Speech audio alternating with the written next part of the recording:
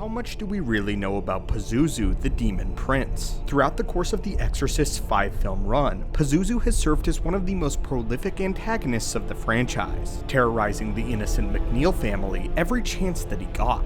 But how much do we really know about Pazuzu's past, his origin, his intentions, and where his story might go next? Well, today, we are going to explore everything we know about Pazuzu, the demon of the Exorcist. The origins of Pazuzu can be traced back to the Sumerian, Assyrian, and Babylonian mythology, which depicts Pazuzu as the king of demons and the son of Hanbi, with Hanbi representing the god of evil in the religions, unadjacent to the devil himself. His son Pazuzu is oftentimes represented by the southwestern wind, which is most often to bear severe storms and droughts. Pazuzu can often be invoked in amulets and other sacred artifacts, which we can see throughout the course of the Exorcist series numerous times. The Sumerians believed him to be the cause of famine in the dry season and locusts in the rainy days. Perhaps his closest rival was the goddess known as Lamashtu, but although Pazuzu was in himself an evil entity, he also warded off other evil entities, others who might dare to encroach on his domain.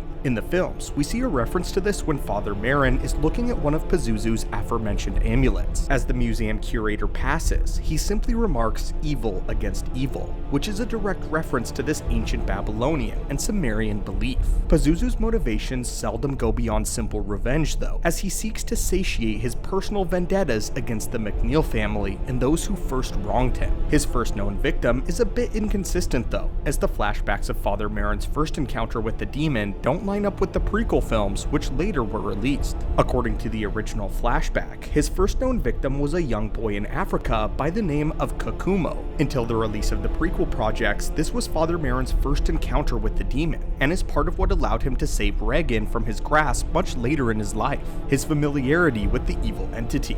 The prequels, though, go into more depth regarding the duel that nearly killed Father Merrin, showing how he was able to banish Pazuzu away and keep him at bay for many years. The next we see of Pazuzu is in statue form when Father Merrin is accompanying an archaeological dig in Iraq, but the demon Pazuzu himself finds himself enamored with Regan, due of course to her innocence, and wanting to rob her of that very innocence. One of the primary motivations of evil entities, to corrupt what is most sacred and pure. Throughout the course of the first Exorcist film, he visits and ultimately possesses the young 12-year-old girl who first refers to him as Captain Howdy, an illusion to keep the young girl enamored and playing with the spirit board. What's interesting about this first film though, is that he is never identified by name, and actually lies to Father Merrin. Pazuzu claims to be the incarnation of Satan himself, but as we learn more about the character, this is eventually revealed to be an utter lie. After being exorcised from Regan's body, Pazuzu develops a personal vendetta against her and her family, which would haunt Regan for the rest of her life.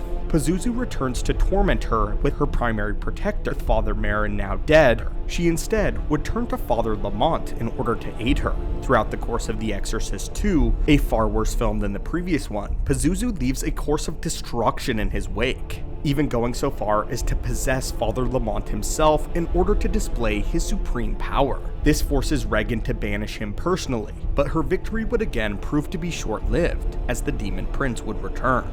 15 years later, Pazuzu was able to help the recently deceased Gemini killer, one of the most evil souls that hell had ever seen, to possess the body of Father Karras in order to terrorize the world with a string of grisly and horrific murders, terrorizing all familiar. Again, what's interesting about this is Pazuzu's mission of terror. It is not Pazuzu himself who does the possession, but rather the Gemini killer sent back from hell to invoke rage, fury, and terror, chaos and insanity for dark forces to reign and gain more power. Going further, Pazuzu's motivations seldom go beyond petty revenge or the act of taking away one's innocence however possible. The Demon Prince, though, is also vindictive and continues to target Regan even after she changed her name and moved to Chicago. Now under the name and alias Angela Rance, Regan finds herself being plagued by Pazuzu's thirst for revenge yet again. This time, he takes on an alias simply known as the Salesman, who is an elderly, balding gentleman who also happens to live in Chicago, one of the first times that Pazuzu takes a physical form. Now he has his sights set on Regan's 2 young daughters, and he is not alone in his endeavors. Pazuzu found the support of the Friars of Ascension,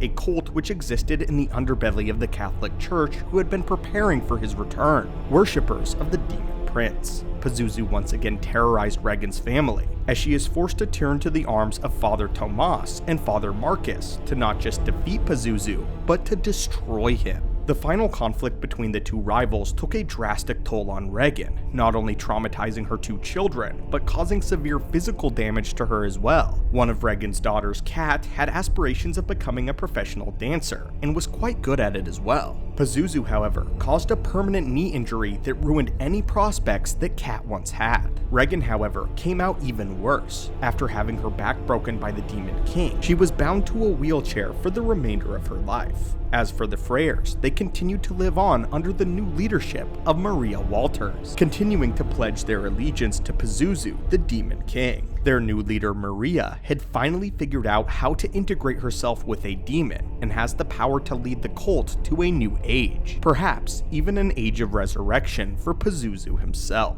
In the end though, as far as we know, Pazuzu was finally defeated, and ultimately killed once and for all, finally leaving Regan to live out the rest of her life in relative peace. But anyway, my friends, what do you think of Pazuzu the Demon King? What do you believe we can expect from him in the future? And will he be returning in the Exorcist Deceiver or the Exorcist Redeemer? As it is our assumption that in the Exorcist Believer, it is not Pazuzu who does the possessing of the 2 young children, but rather a demon familiar with Pazuzu, likely harrowing in his return. But anyway, my friends, what are your thoughts on Pazuzu the Demon Prince? And what other topics on the Exorcist and horror franchises would you like to see explored? Thank you for visiting our channel today, and I hope that you have a spooky night.